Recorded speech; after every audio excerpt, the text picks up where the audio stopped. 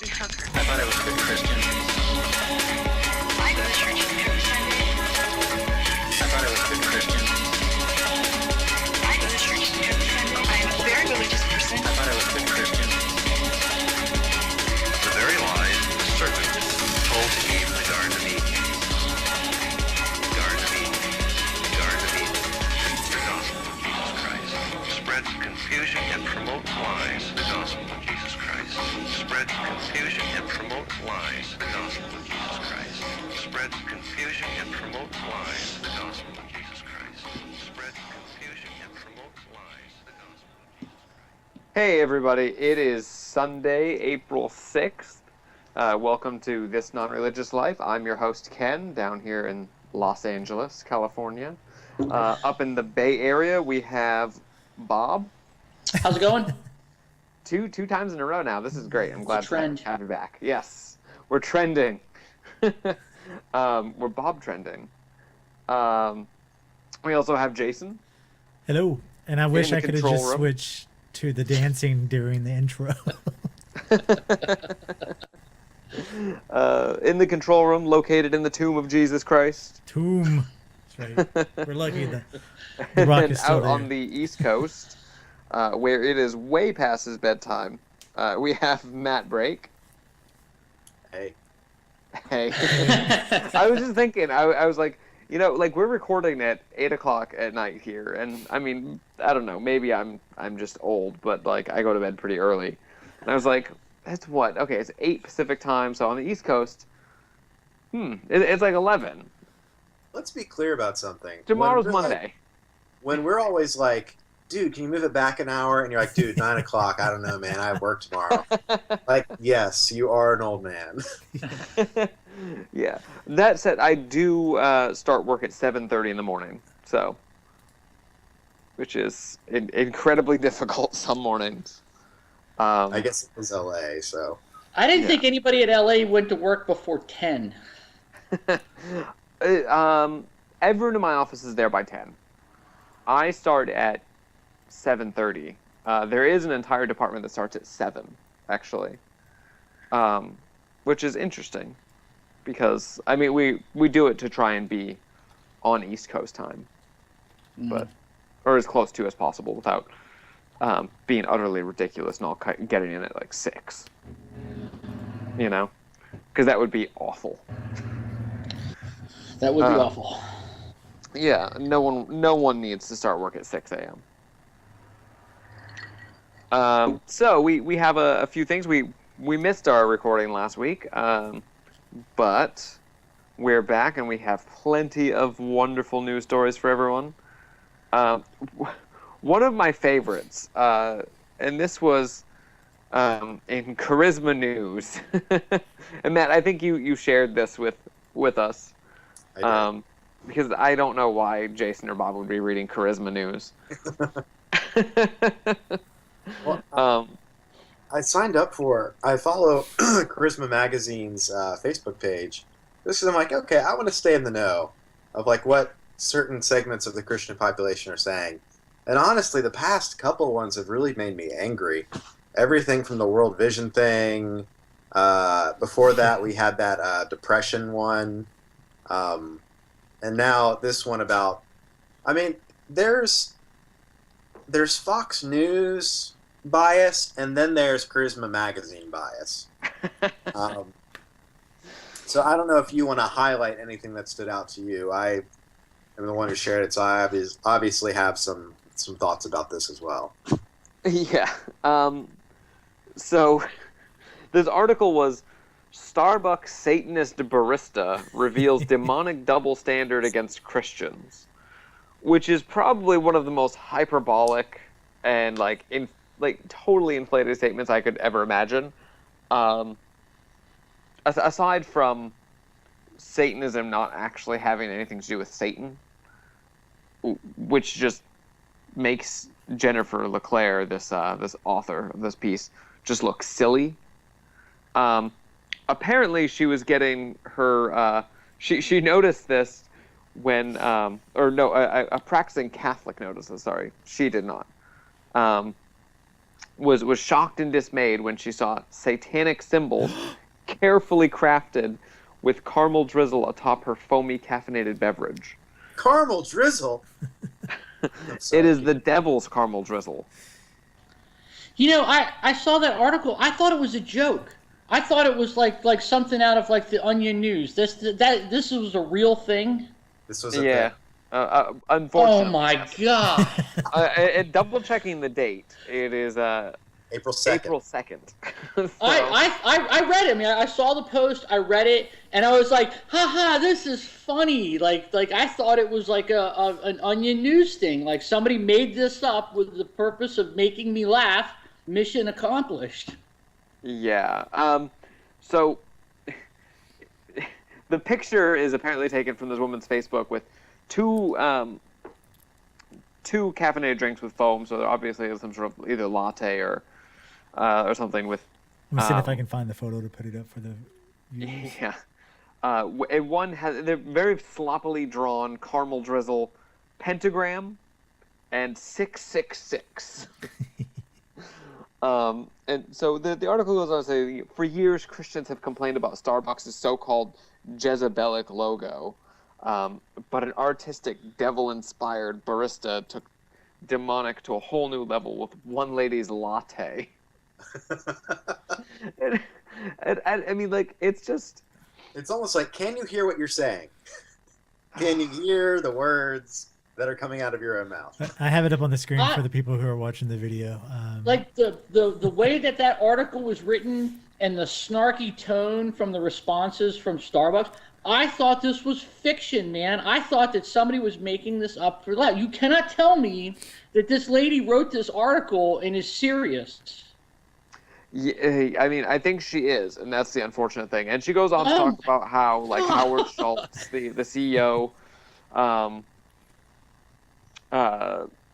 supports gay marriage, or it just, I don't know. This whole thing is just, and I mean, it's this double standard, because if she had worked there and given, the child of pagan or atheist parents a latte with a cross drawn in it, or a Jesus fish, she would be sued and fired. Which I don't even know if that's true.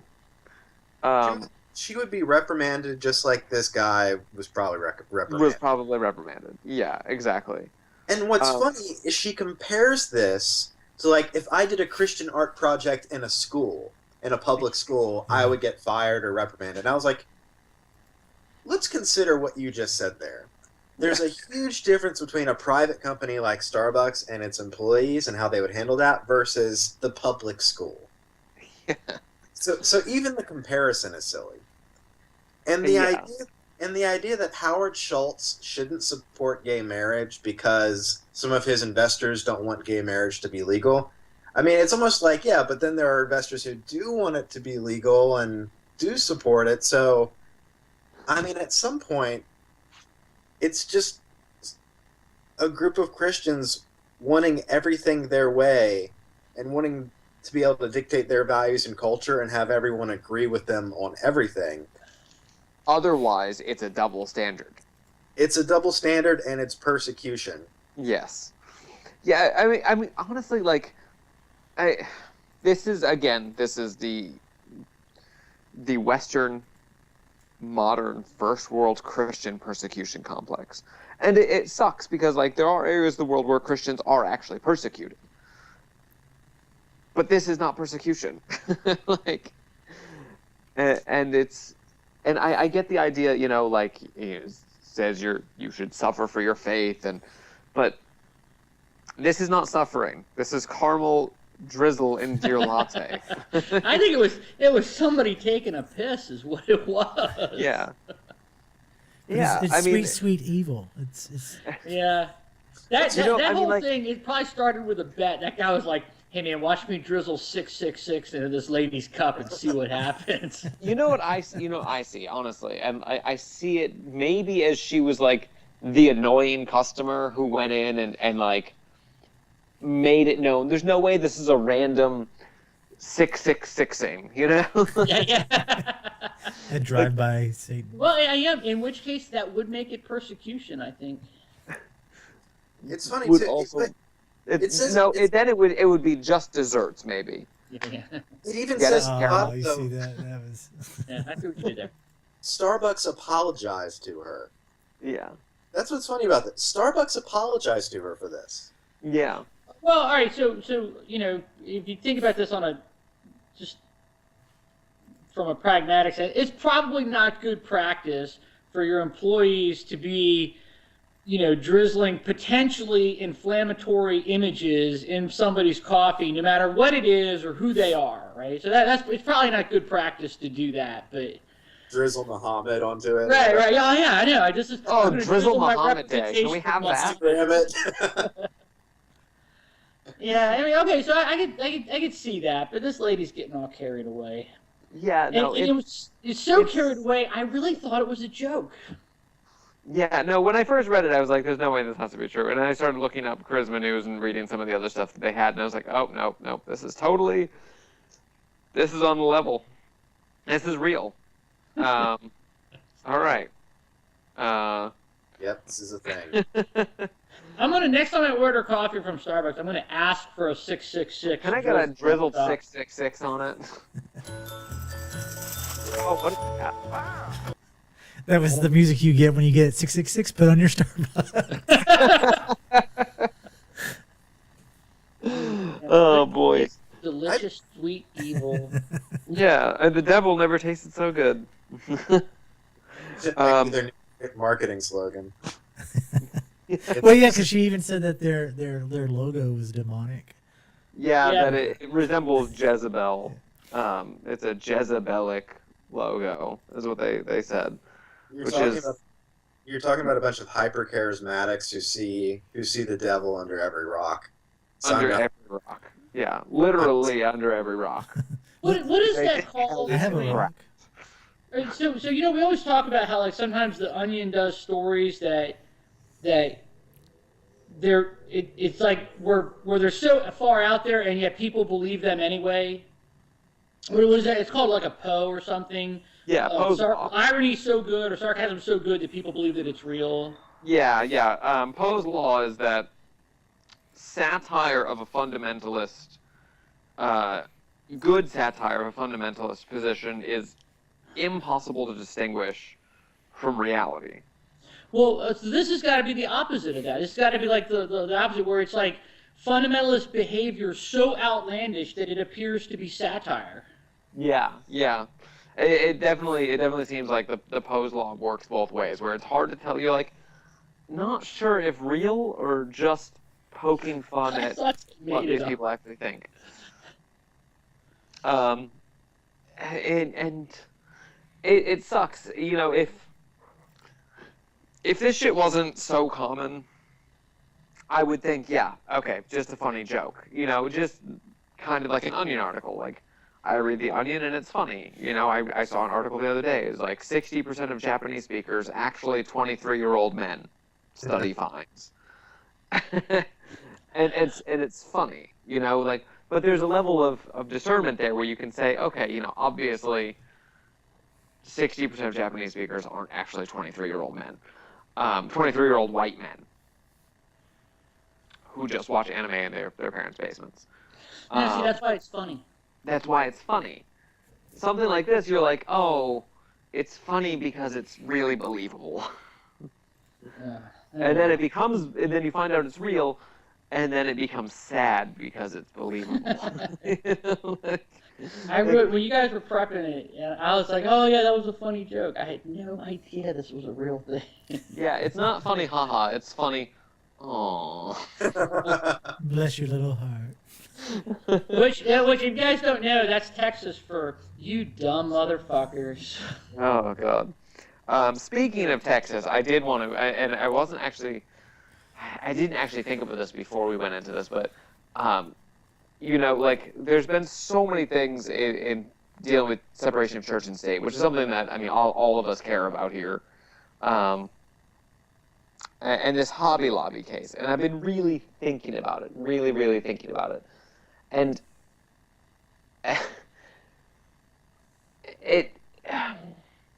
Go on. separation of church and state, I'm really afraid separation of church and state is about to crumble apart. It's about to fall apart. Yeah, you might be right. I've been keeping up with all the issues with the Hobby Lobby case, but has the Supreme Court issued a verdict yet? I know they've heard the arguments. I haven't seen a verdict yet. I know some of the justices, it seems to be a split thing, right? And Roberts is the swing. That's terrifying that it's a split thing. And basically all the women are gonna rule against it, or they're gonna rule that Hobby Lobby will not be exempt. But Roberts is supposed to be the swing vote. Yeah, great. Doomed. Yeah. I don't know, man. Roberts has surprised us in the past. Yeah, it's true. It's true.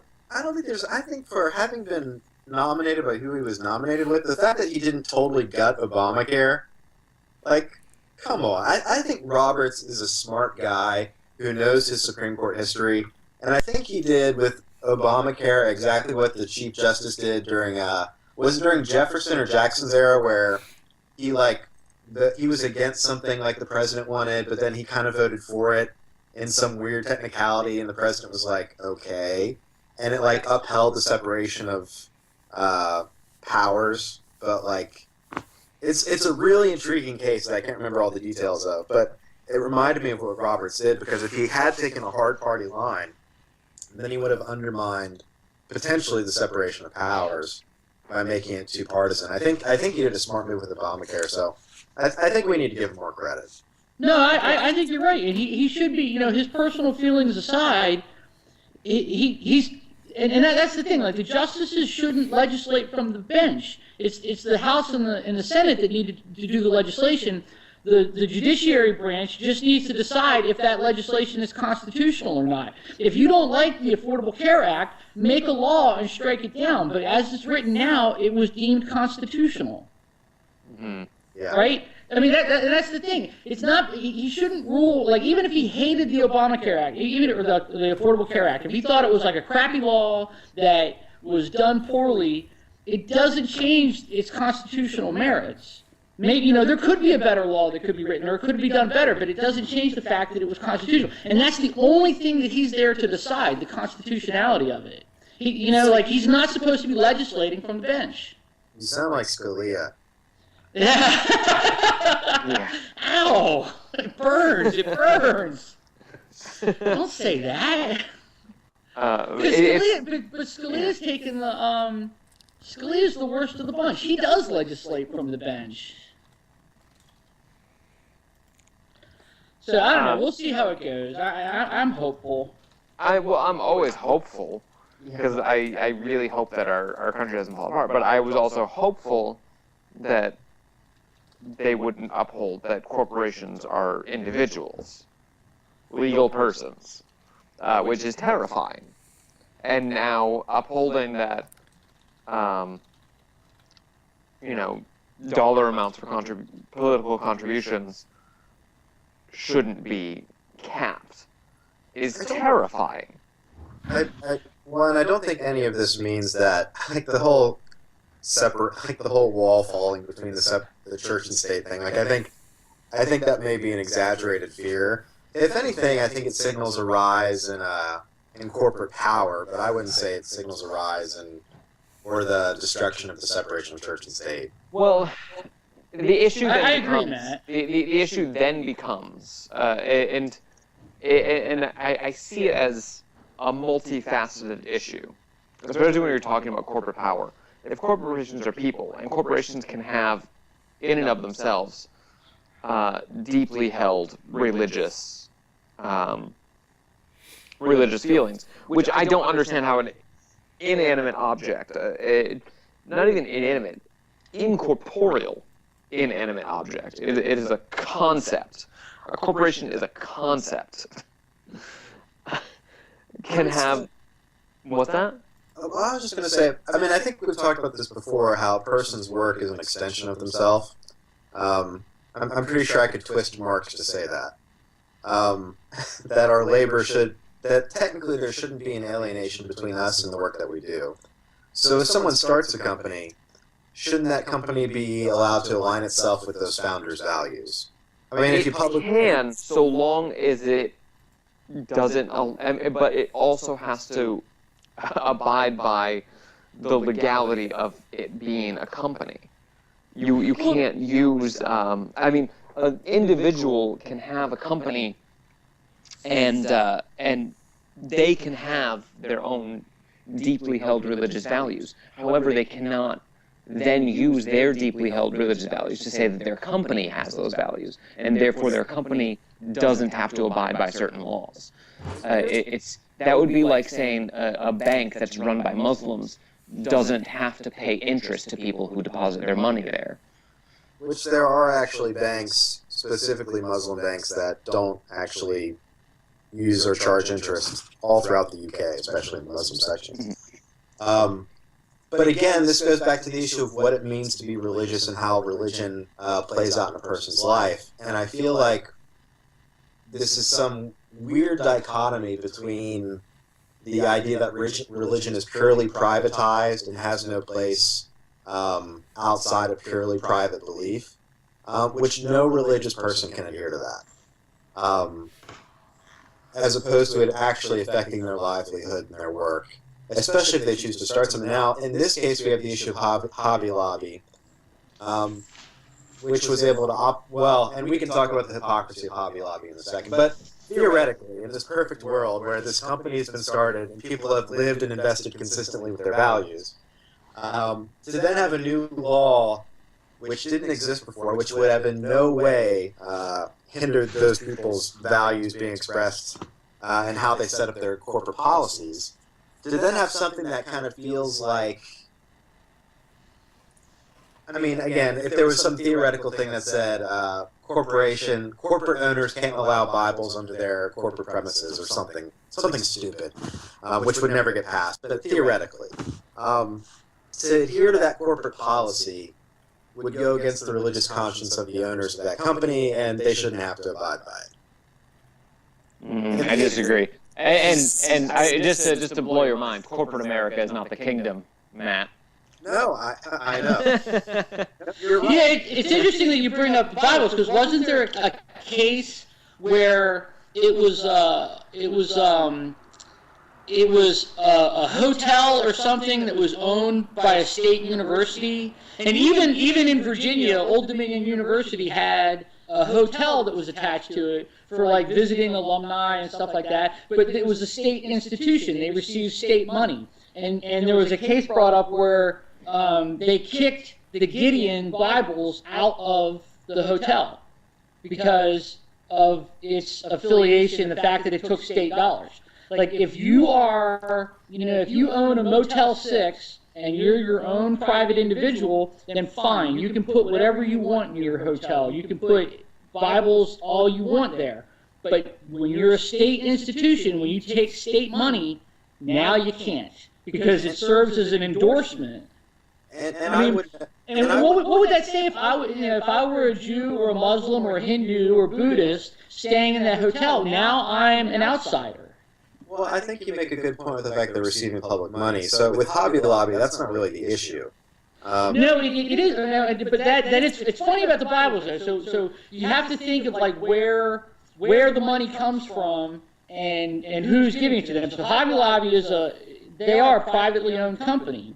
So they're free to have whatever religious feelings and that they want, but it's when those religious beliefs impact others, when it impacts their employees or it limits the freedoms of others. That's a tough call. People chose to work there. You know what I mean? Like, they knew that there were certain values in place, so it's almost like you don't have to work at Hobby Lobby.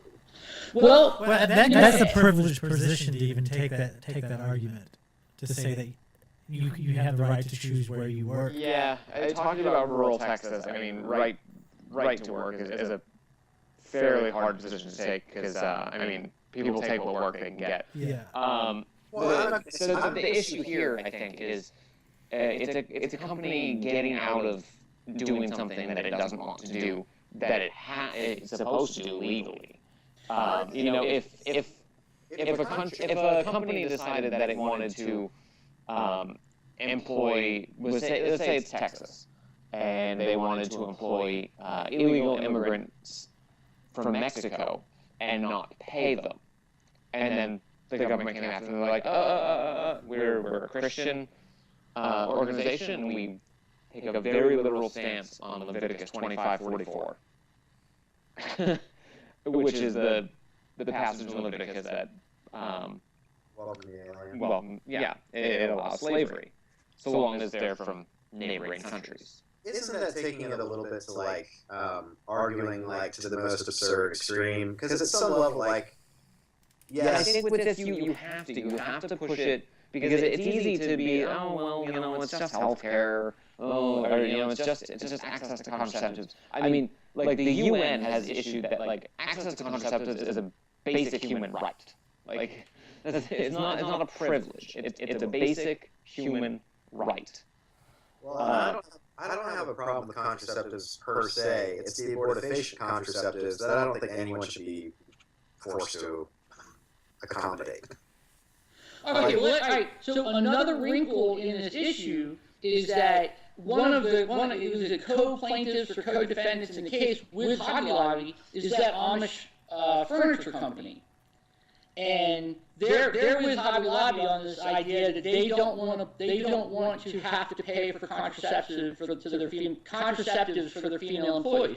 But the thing is, though, about that Amish family that owns this furniture store, the anti-contraceptive thing is not something that's particularly Amish. It's just something that this family has. So it's not even like an Orthodox belief.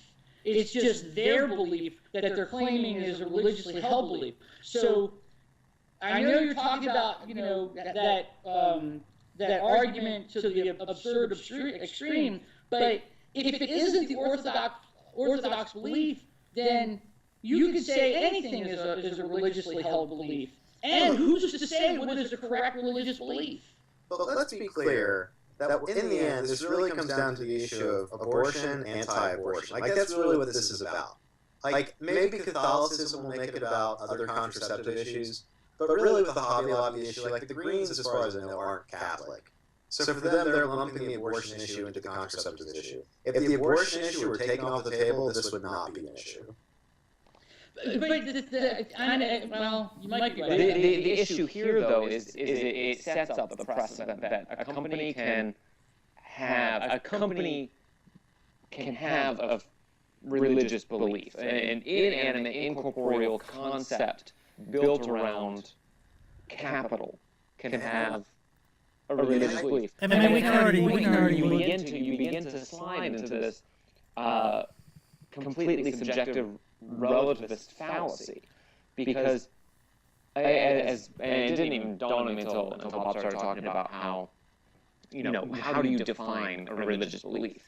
It's like and there are precedents for this when it comes to the law regarding single individuals, where with regard to cultural relativism, you can't fall into a relativistic fallacy by saying, oh, it's just someone's culture, because everyone is a member of such a diverse and unique number of cultures, both sub and counter, that you could argue that any action is a culturally motivated action. And if that's the case, then you could argue that any action is a religiously motivated action, and then you can justify anything.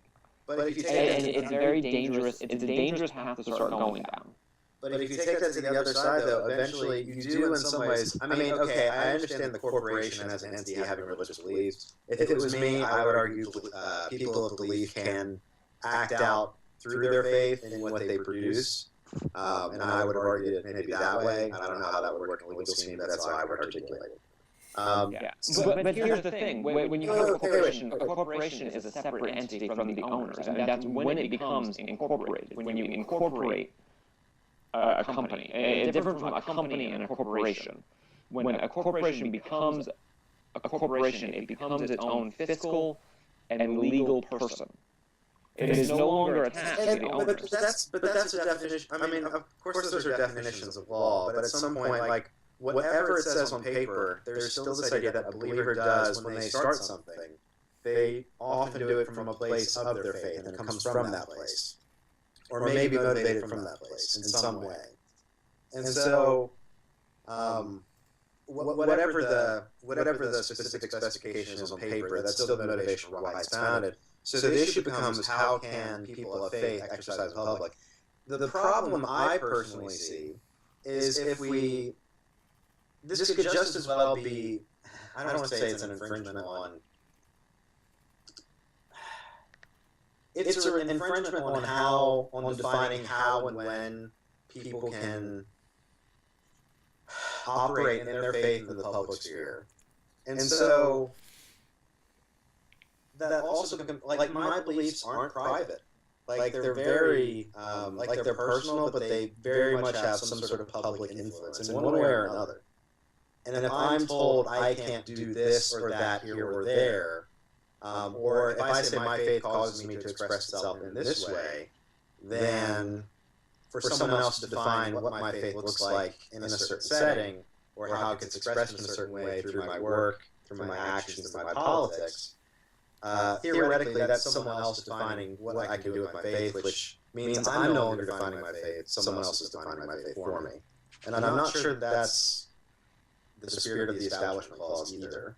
It's absolutely the spirit of the Establishment Clause. Absolutely. Because government has no business defining faith in any way, shape, or form. And the only way you get out of that is everybody has to play by the same rules, no one has exceptions, and government makes no definitions. And as I understand it, the Hobby Lobby argument is based around the Religious Freedom Act, which all started from like some kid that wanted to wear his yarmulke during a basketball game, right? He totally can wear a yarmulke during a basketball game. In fact, every Muslim person, every Muslim woman that gets her driver's license picture taken should be able to wear the headscarf. And just like, and there was that guy from, I don't know what state, he successfully argued that he was a Pastafarian and wore a pasta colander on his head because he said that it was his religious headgear. Fine, you can do all that because the government has no business defining how you practice your religion or how you personally express your religion. However, when you say, oh, well, my religious belief is that I can't pay black people or I can't hire people because they're gay, well, now your religious belief is impacting someone else. And so then you have to play by those rules. Those greater rules are you can't discriminate. You can't not hire someone because they're black or because they're gay or because they're Jewish or because they're Catholic. So should a Jewish synagogue hire a non-Jewish person to be a rabbi? If he's a qualified rabbi. If he's a qualified rabbi, yeah. I mean, you can. Here's the thing: you can set qualifications for a job, so long as they're bona fide qualifications. And I think that might be one of those cases you talk about arguing from the absurd. Like, you know what? Go ahead, get your rabbinical certificate or whatever it is, and then get turned down from the job at the synagogue, and then maybe you could successfully argue it. But I don't think anybody's actually done that, so you haven't heard that case. It's like the group that brought the suit because the tool department in Sears didn't hire any women. It's not that they didn't hire any women, it's no woman ever applied for the job. So, like this whole religious freedom thing, like, yes, your religious freedoms end at the tip of your nose. Your religious freedoms are your own, and no one can dictate what those are or how you practice them until they impact someone else. But at that point, you're taking out the whole idea of like trying to convert someone. Like, at some point, I have a right to make a case to someone to accept Jesus as their Savior. Like, I have a right to do that. That goes beyond the tip of my nose. You do, but however, I would argue that there might be some limits in that. If you and I are sitting at the corner coffee shop talking, fine, man, evangelize it away and give me your best shot. But if we're in the workplace, that's probably inappropriate behavior from the workplace. I wouldn't say no. I wouldn't say that that's not true. I don't know. I think that it would be. I don't know. That's interesting. So I wonder if anybody. It's socially intactful. It's actually not illegal. It's socially intactful. I wonder if anybody has been let go from their job because of what do they call it, like witnessing or proselytizing on the job. I want to make sure what I said was clear. I was saying that as far as evangelization in the workplace, I'm saying that I'm not sure if that would be socially appropriate. Yeah, not socially appropriate. It's not illegal. It's not socially appropriate though. But here's the thing. You know, and the thing we're missing is just because you have a firm, no one's telling the Hobby Lobby family that they can't practice their faith in public. They're saying that their company doesn't get exception from the law because they have a religious belief. But again, if they're forced to support something abortifacient in any way, their work is an extension of themselves. Okay, well now let's talk about that. Because all that stuff came to light just recently where the Hobby Lobby, all their retirement plans, their 401ks, they're all tied up in all of these big pharma organizations that are making those abortifacient drugs and contraceptives. So they have no problem taking the money from the people that are making those things. So their work, that argument of their works, like that is, in my opinion, null and void. No, I agree. It potentially really undermines them, unless, of course, they were doing it through some sort of blind mutual fund thing and didn't look into it. I mean, that's always possible. That's not an excuse, though, especially if you're putting out to the public and you're keeping your employees from having health care and you're paying X amount of dollars to the state because you refuse to budge on your faith and because you didn't pay attention to where your money's going. That's I'm not saying it's an excuse. I'm just saying they might have done it. Like let's be clear. We can't just say, oh, and they knew, and that, like, if they didn't know, like, that should go into it as well. I'm still saying it's hypocritical. Yeah, okay, fine, but I don't think that they didn't know. Somebody knew. And they either turned a blind eye to it. They know. Right, that's willful ignorance. Yeah. Like working for a nonprofit and having a 401k, I know for a fact that, like, my employer picks certain things that do and do not jive with the organizational standards. And then we're also a nonprofit, not a corporation, but we can pick the funds that our 401ks go into as an organization, and then they just get diversified from there. And, you know, as far as the argument to the absurd, isn't that, I mean, I would argue that that's sort of the job of the Supreme Court. They're supposed to say, like, they're supposed to think about that in terms of, like, well, where does this go? Let's think about this let's take this to those extremes. Because the extremes are a company that says, I no longer have a religious belief that I should pay taxes. I have a sincere religious belief that I shouldn't pay taxes. And guess what? You're going to pay taxes. You know, and thinking about it another way, what if Hobby Lobby says, like, all right, here's all your employees, here's your paycheck for the week, but you could only spend it here, here, and here, and you're not allowed to buy this list of things. If we find out you did, you're fired. Like, who are they to say where their employees spend their money? I don't think they are. Well, they don't, but that's what if they have the belief that their employees should spend their monies in certain ways? Well, I mean, at some point we could say, what if the government decides to come in and, like, rape every woman and child in their beds as they sleep at night? Like I can make up things that can be taken to the extreme too. Like, what if we become Nazi Germany? Like, well, no, but here's the thing, though. Those things are already illegal. It's already illegal to do that. You can't do that. Under the existing structure of law, those things are already, you know, deemed illegal and antisocial. So those are off the table already.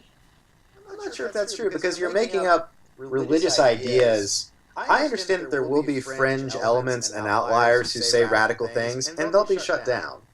But under the law, as they're arguing it should be interpreted, their fringe belief would have as much standing as their belief. Let's be clear that abortion is not a fringe belief. There are a number of pro-life people. No, I didn't say abortion is a fringe belief. I said that the way they wish the law to be interpreted, someone's fringe belief would have just as much merit as theirs. As their sincerely held belief. Yeah, I mean that's exactly how precedent works. Unfortunately, you can't make or in legalism, you cannot make the argument that, the sincerely held religious belief of this corporation is okay for this, but not for this. If corporations can have sincerely held religious beliefs, and thus, through their sincerely held religious beliefs, circumvent laws, the whole structure falls apart. Because and because then that starts you down the road of the government defining what is a sincerely held religious belief. I guess I mean, again, the issue goes to, like, what does it mean to practice one's religion? I would still argue it happens through one's work. And so... Well, all right, so here's the thing. Wait, let him finish. Whether you find that they're sincerely held religious belief, well, I get it. I understand the abortion issue, right? But right now, abortion is legal. Under the laws of the land, abortion is legal, right? So change that, and then they would have an argument. So has anyone ever been forced to subsidize or pay for abortions on behalf of others before? Is that in vogue?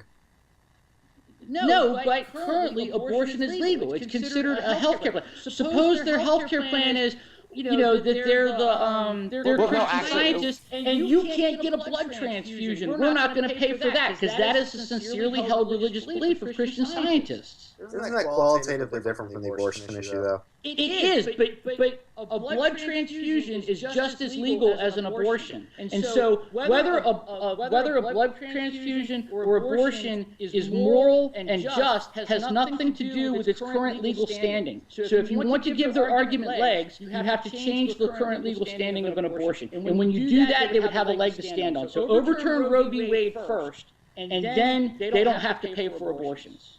And two, I would say, yes, we have, all of us, anyone who has ever paid taxes to the federal government has funded, at some point, some portion of your dollar has gone to funding abortion, at some point. Because, what's that? I said that's true. So, all of my tens of dollars. Yeah, exactly. Two, it does. I like the argument about the Christian Scientists because not just blood transfusion, but doctors in general, they could get under this law, and it's not an outlandish idea that Christian Scientist organizations could get out of providing health care, period, because they do not believe in modern medicine. But there's also historically the issue of, like, partial birth abortion, like 9-month long-term, late-term abortion being banned. Like, there's precedent for a fight over abortion that seems reasonable. To me, it seems reasonable. Versus the qualitative difference between a blood transfusion. Like, but it doesn't matter. Qualitative differences don't matter in legalism. Under the law, an abortion is just as legal as a blood transfusion as your doctor prescribing you 2 Tylenol. Under the law, they're the same thing. There's no qualitative difference. Actually, abortion's decriminalized. It's not legal so much as it's decriminalized. Like, it's still legal. That makes it legal. If Tylenol were, it's the same thing. It's a legal procedure. It's someone's right to go to the doctor and have this procedure.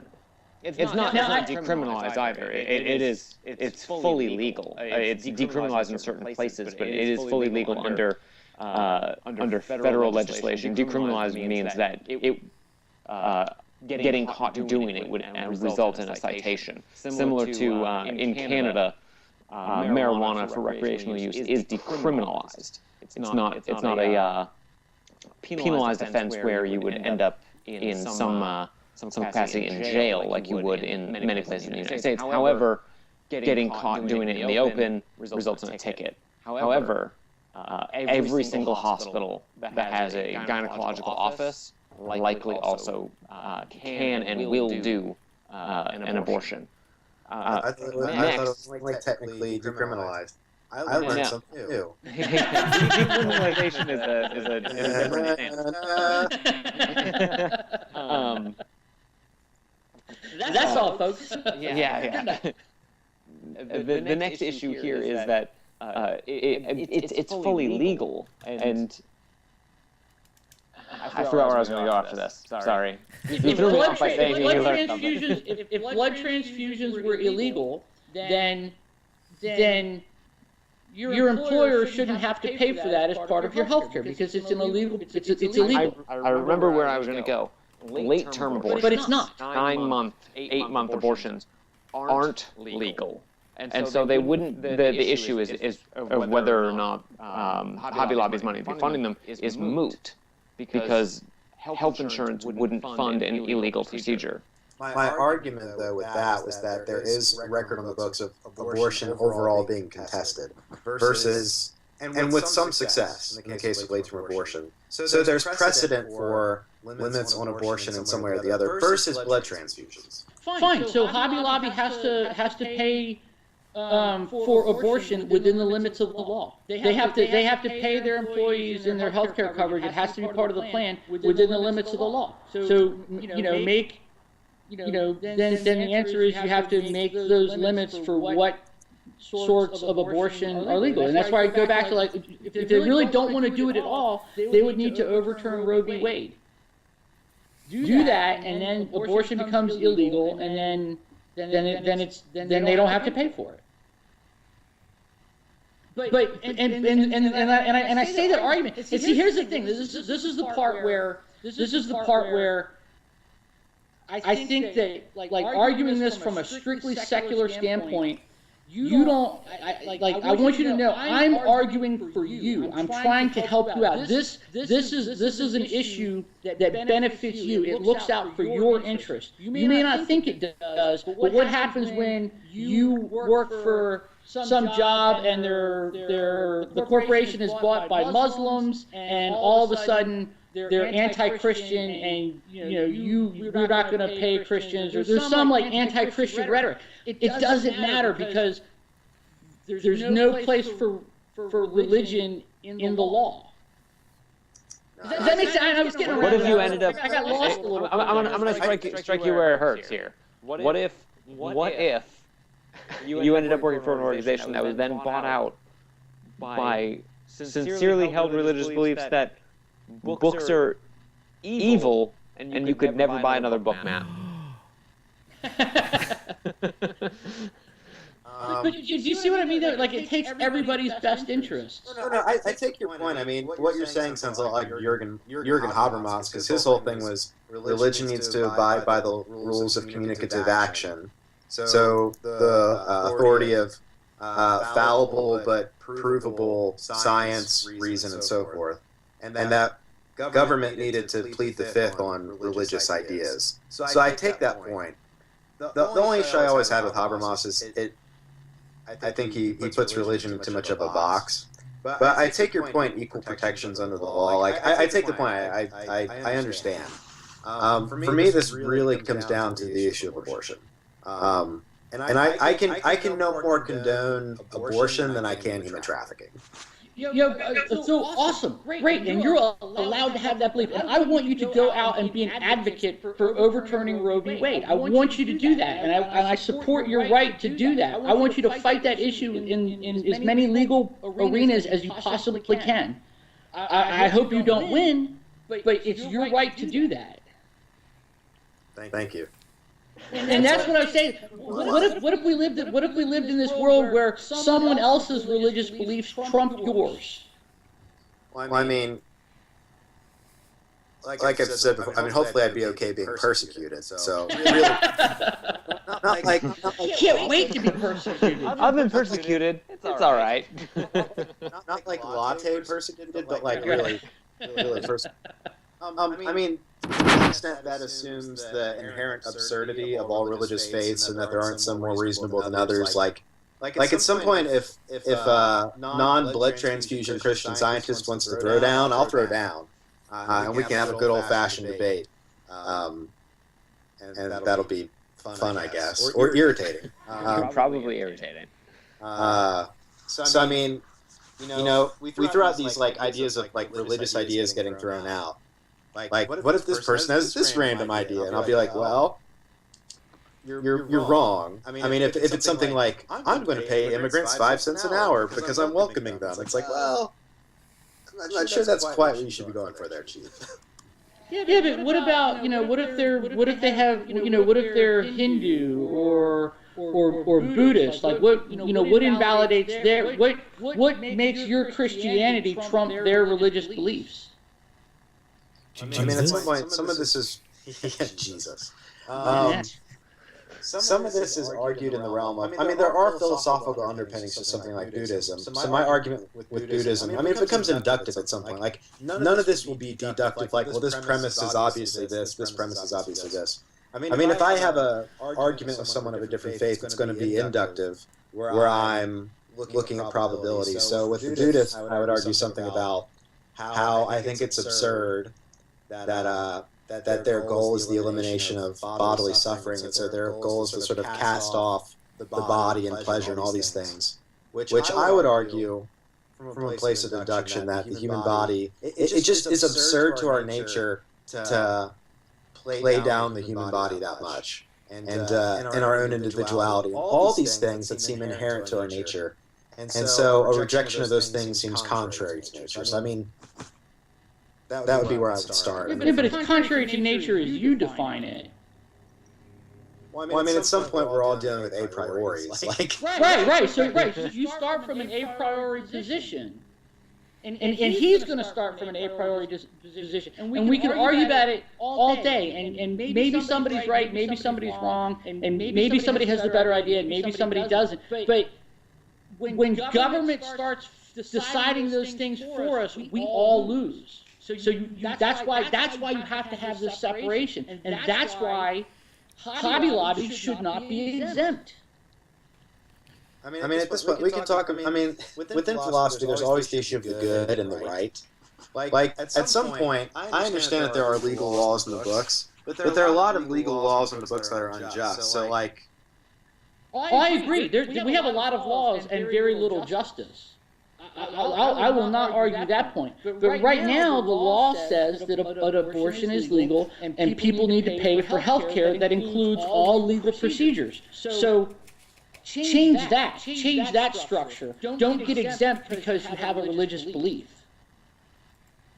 And this really comes down to the idea of religion and a religious group not wanting to fund certain things that the government endorses. And I do believe Jesus actually did touch on that subject.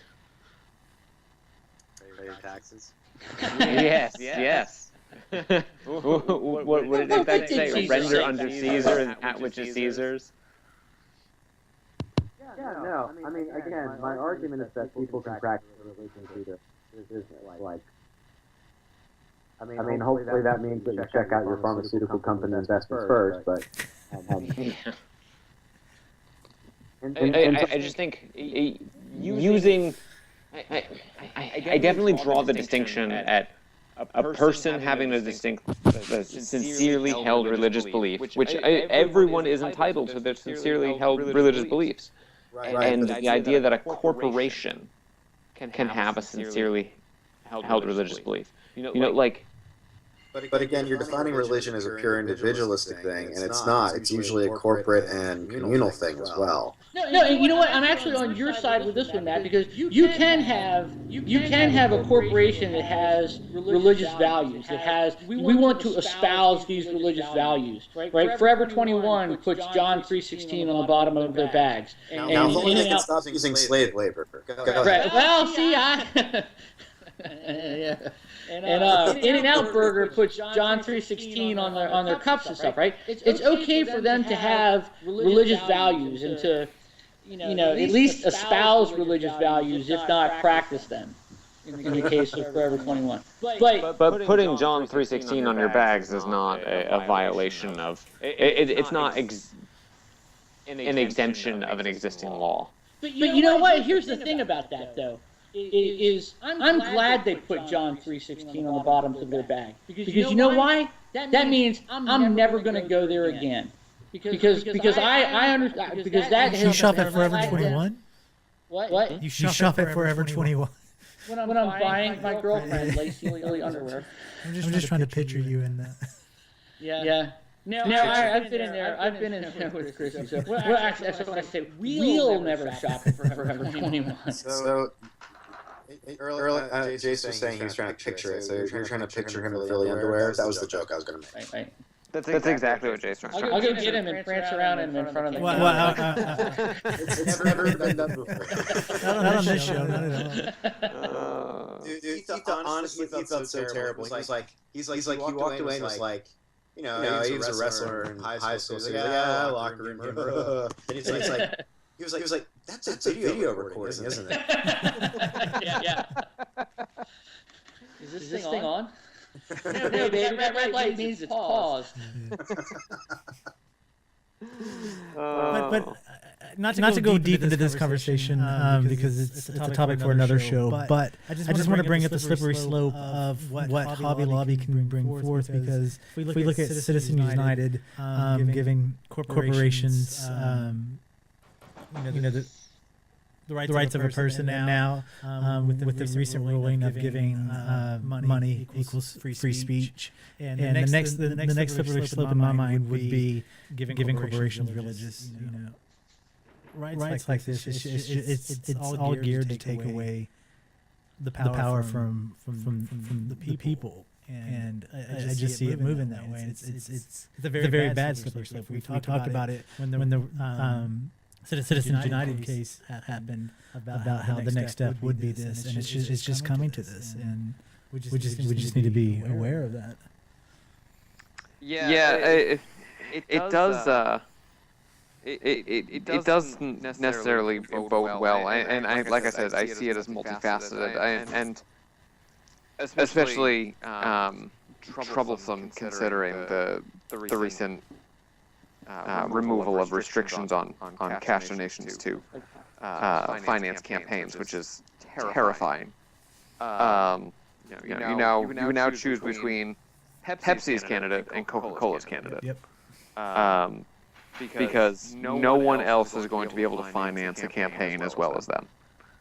To be clear though, that law changed the rules in that the amount of money you can give to one candidate is still capped, but you can give that much money to as many candidates as you would like.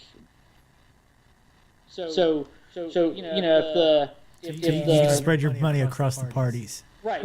To any state. If you can only give like 100,000 to any one particular candidate, you can give $100,000 unlimited times to any number of candidates you would like. So if there's a million candidates, you can give $100,000 a million times. Which becomes troublesome in primaries. I agree. Like they can buy every primary there is. You pump money into a party essentially. Yeah. Which is horrifying, because then once it's in that party, you can start having political candidates throw their weight and their campaign, which is in terms their campaign donations, behind another candidate. So it's not too far of a stretch to say, oh yeah, well, you're still just funding that one candidate. I think the whole ruling is really disingenuous, because they're saying like, oh no, we're not saying you can give an unlimited amount of money. We're just saying you can give a limited amount of money an unlimited amount of times. It's the same thing. Yeah. I want to clarify. I don't like the corporate personhood issue. In my defense of Hobby Lobby, it has more to do with how a person practices faith and in what realms, and what it means to practice faith, as opposed to saying the corporation itself. Let's be clear how much I don't like that argument, or the idea that corporations are people. That's definitely not my issue in this. But do you see the potential that if Hobby Lobby gets their way, that it just gives that much more power to corporations? Yeah, I'm definitely seeing the connection with the Citizens United case, in terms of how the argument's being framed. So how about this? I like to think of it this way: like if Hobby Lobby wants to have religious values in their company, right? Hobby Lobby says, all right, every Sunday we have church service for our employees every Sunday, right? I can't tell them they can't do that. But But they can't tell me I have to go. But no, yes, exactly. But again, I'm not defining religion purely by the cultic practices of Sunday gathering. But I'm just trying to generalize and I take your point. so there. Um, Here's my best argument. Oh yeah. Says you. Once I see this all come down though, is you now have corporate personhood, a limited amount of money, unlimited times to unlimited candidates, and dealing with corporations that they can be religiously motivated. It seems to me I see, and maybe I'm just naive, but I see mega church opening up, mega church 1 opening up mega church LLC, which isn't a church, and is a corporate person, and can therefore pump money into, however many candidates they want, which is. At least then they'll pay taxes. No, I don't want churches to pay taxes. I do not want churches to pay taxes. I do not want them to pay taxes. Because if we allow churches to pay taxes, then they're no longer nonprofits, which means they are totally allowed to support candidates. Should have thought that through, Bob. Yeah. No, I was being facetious. What I want is I want to see churches held responsible to the same extent other nonprofits are when they get caught supporting candidates. Because they're typically not. Yeah. I've read a number of cases where it was just sort of like slap on the wrist. Whereas Whereas they didn't even slap on the wrist. The IRS said they don't have the people to deal with it because it's so late. Yeah. However, working for a nonprofit every election cycle, the email goes around. Well, that's Do not talk about politics, because we will lose our 501c3 and then we will cease to exist. So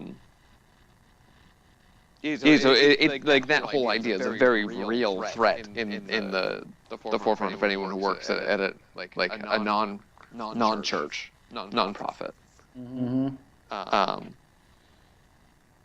Suckers. Yeah. Model. The more you know. Yeah. Oh god, it's probably coming right up on time, isn't it? It is. Yes, let's do it. It is. Wow, that Hobby Lobby case just ate up the time, huh? Yeah, that was a good show. Time flies when you're fighting about things. Yeah. Good times. Everyone go drink at Starbucks. Yeah. I will, and I will request a special Satan latte. I will too. I have the Satan macchiato. Just sounds too spicy for me. That would be awesome. Like two pumps of cayenne pepper, please. I want it to feel like the seventh circle of hell in my mouth. With that, Jason, can you put all the link stuff on the bottom third? Can you do that? Is that something you can do now that we broadcast live? Yeah, I can do it. I just don't have it. I didn't set it up, but He's not prepared. I'm not prepared. But I'll have it for next time. Well, to everyone listening out there, it's been fun, and we will try to get you again soon. If not next week, then in the following weeks for sure.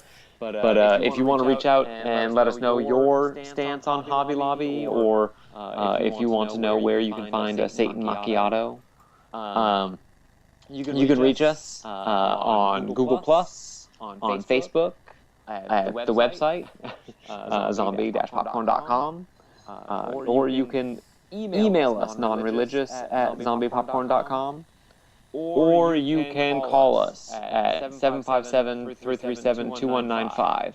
Jason, that's right? That is it? Yes! I think I was so. remembering because I do not have my computer in front of me. What were you gonna say, Bob? I just asked if anybody's ever called. Yeah, but not for this show. For other show. Damn it! Someone called right now. What's the number? 757-337-2195. If you want to leave comments like on that one YouTube video, why do you guys have that effing loser mad on? Non-religious life, my butt. That was a comment. Oh no. Somebody made that comment? Are you shitting me? It wasn't that bad. The guy was like, I appreciated Matt being on, but it's the same moderate Christian dribble I've heard before. That means you need to up your ante and start becoming more charismatic. You're tough. You can take it. I'm sitting in front of the tomb. You could at least up your game. There's my dirty underwear. Hey. All right. Well, with that, we will see you next time. Yeah, have a good night. Good night. Night.